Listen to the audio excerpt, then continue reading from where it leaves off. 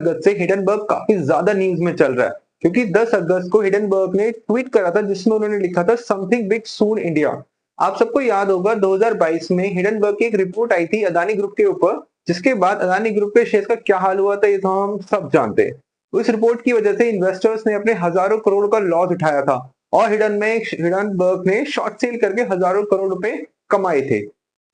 10 अगस्त को हिडनबर्ग का ट्वीट आने के बाद सब लोग गैस करने लग गए कि अब किस कंपनी के बारे में हिडनबर्ग रिपोर्ट लेकर आने वाली है। क्या इस बार रिलायंस पे हमला होगा या किसी और कंपनी पे? इसको लेकर काफी ज्यादा डिस्कशन चल रहा था। लेकिन 10 अगस्त शाम को हिडनबर्ग की रिपोर्ट आती है और इस बार हिडनबर्ग ने अपनी रिपोर्ट में किसी स्पेसिफिक कंपनी पे हमला नहीं करा, बल्कि सेबी की चेयरपर्सन मदाबी बूच पे आरोप लगाए गए। कहा यह गया कि जो अदानी ग्रुप के फॉरेन में जो फंड्स हैं उनमें मदाबी बूच शामिल है।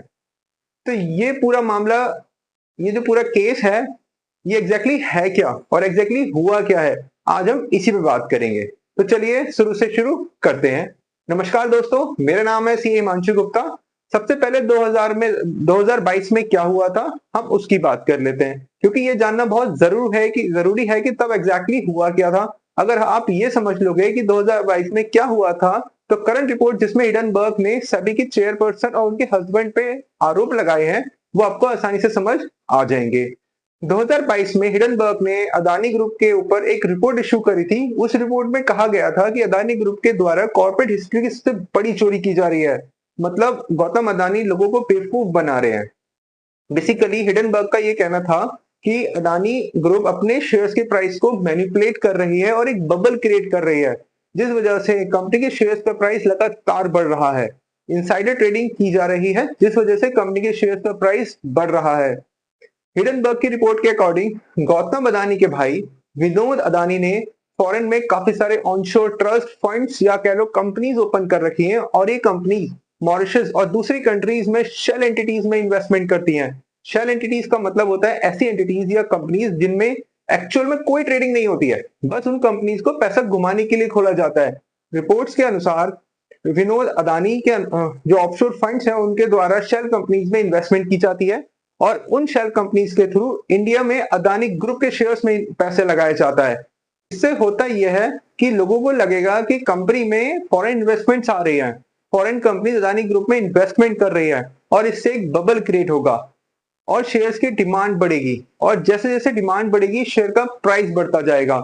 जैसे हम सब जानते हैं जिस चीज की जितनी ज्यादा डिमांड बढ़ती है उतना ही उसका प्राइस भी बढ़ता जाता है।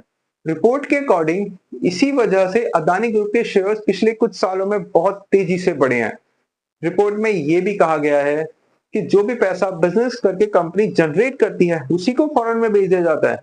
फॉरेन में जो पैसा है वो अदानी ग्रुप के द्वारा ही भेजा गया है और उसी पैसे को शेल कंपनी के थ्रू अदानी ग्रुप के शेयर्स में इन्वेस्ट किया जा रहा है। ये थी पूरी कहानी जो 2022 में हुई थी। अब हम आज पे आते हैं।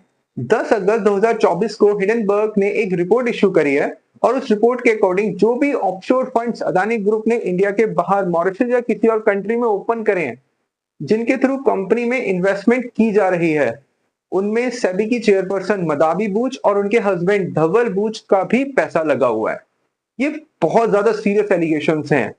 रिपोर्ट के अकॉर्डिंग अदानी ग्रुप के ऑफशोर फंड्स में मदाबी बूच और उनके हस्बैंड धवल बूच का हिडन स्टेक है।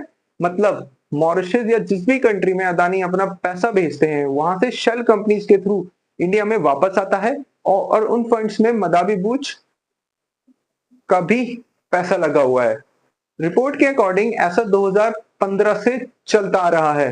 मदाबी बूच ने अपने पर्सनल पैसों को वहां पे इन्वेस्ट कर रखा है। अब ये पूरी रिपोर्ट मैटर इसलिए करती है क्योंकि जैसे कि आपको पता है 2022 में जब हिडनबर्ग की रिपोर्ट आई थी तो मामला सुप्रीम कोर्ट में भी चला गया था और ये कहा गया था कि रिपोर्ट की सेबी के द्वारा पूरी जांच होनी चाहिए। सुप्रीम कोर्ट ने अदानी ग्रुप को क्लीन चिट दे दी थी।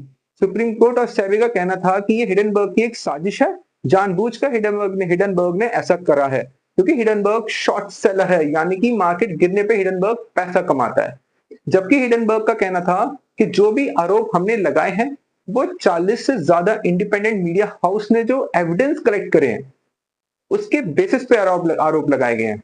बट सेबी ने इस पे कोई एक्शन नहीं लिया है।